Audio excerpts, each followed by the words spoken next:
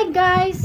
Magandang hapon guys. Guys, pag-usapan natin ngayon ang tungkol sa stream ads guys. O, diba guys?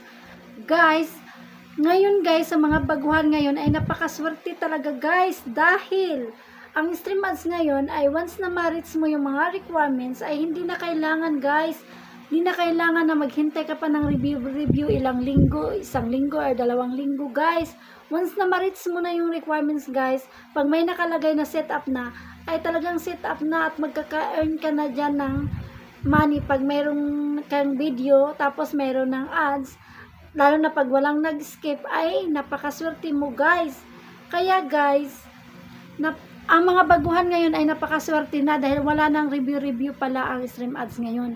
Marami na mga content creators guys na napanood ko na nakaranas ng ganyan, na magkaroon ng setup, ay talagang setup na, wala nang mag-review pa, maghintay pa ng review kung approve o hindi, o diba guys? Pero siguraduhin nyo lang guys na malinis ang inyong account, yung walang mga violation, yung walang labag doon sa mga policy, o diba guys? Siguro yung mga hindi na review ay talagang malinis yun. Depende na lang siguro guys, pero yan ang napanood ko guys na ilan ng mga content creator na yun ang naranasan nila na once na may setup na talaga, wala na ang review na ilang linggo. Katulad sa akin noon guys, pag setup ko ay 1 linggo pa yung hinihintay ko guys. Isang linggo pa naghihintay ako na na-approve. O diba guys? Kaya talagang malinis ang aking account dahil na-approve naman.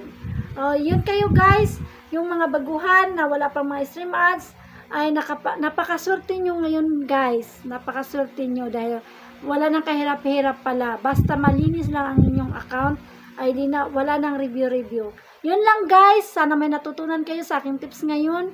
Follow me for more updates guys. At saka paki-support guys sa aking YT channel. Thank you very much. I love you all.